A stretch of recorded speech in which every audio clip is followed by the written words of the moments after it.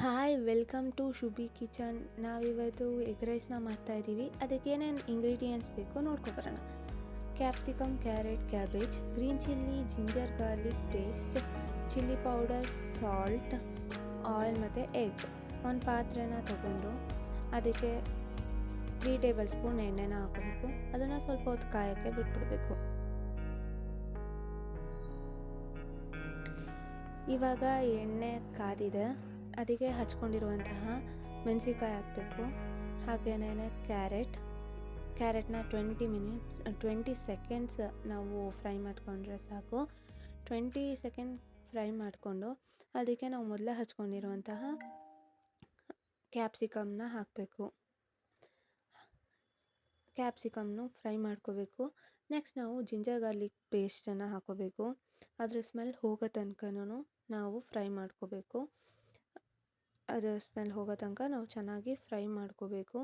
Next ನಾವು ಮೊದಲೇ ಹಚ್ಚಿಟ್ಕೊಂಡಿರುವಂತಹ ಕ್ಯಾಬೇಜ್ನ ಹಾಕೋಬೇಕು.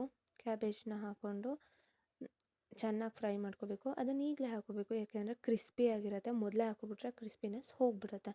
ನಾವು ಆಗಲೇ ಹುಡಿಯಾಗಿ ಅನ್ನ ಮಾಡ್ಕೊಂಡು ಇಟ್ಕೊಂಡಿದ್ದೀವಿ. ನೆಕ್ಸ್ಟು ನಾವು ಇದಕ್ಕೆ ಸ್ವಲ್ಪ ಸಾಲ್ಟನ್ನು ಹಾಕೋತೀವಿ ಈಗಲೇ. ನೆಕ್ಸ್ಟು ಚಿಲ್ಲಿ ಪೌಡ್ರೂ ಹಾಕೋತೀವಿ, ಸೋಯಾ ಸಾಸೂ ಹಾಕೋತೀವಿ. ಹಾಕ್ಕೊಂಡು ಎಲ್ಲನೂ ಮಿಕ್ಸ್ ಮಾಡ್ಕೊಳ್ತೀವಿ ಒಂದು 2 ಮಿನಿಟ್ಸು. ಚೆನ್ನಾಗಿ ಮಿಕ್ಸ್ ಮಾಡ್ಕೊಂಡಾದ್ಮೇಲೆ ಈಗ ನಾನು 3 ಮೊಟ್ಟೆನ ತೊಗೊಂಡಿದ್ದೀನಿ. ಆ ಮೊಟ್ಟೆನ ಅದೇ ಬಾಣಲಿಯಲ್ಲಿ ಸೈಡಲ್ಲಿ ಹುರ್ಕೊಳ್ತೀನಿ.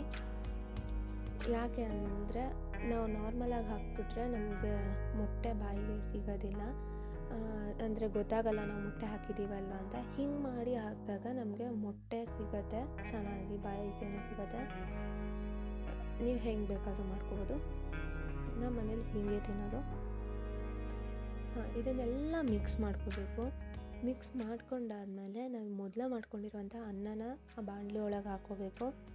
ಹಾಕ್ಕೊಂಡು ಇಲ್ಲಿ ನಿಮಗೆ ಯಾವ್ಯಾವ ಅಂದರೆ ಸಾಲ್ಟ್ ಏನಾದ್ರು ಕಮ್ಮಿ ಆಗಿದ್ದರೆ ಅದನ್ನು ಹಾಕ್ಕೊಂಡು ಚೆನ್ನಾಗಿ ಮಿಕ್ಸ್ ಮಾಡ್ಕೋಬೇಕು.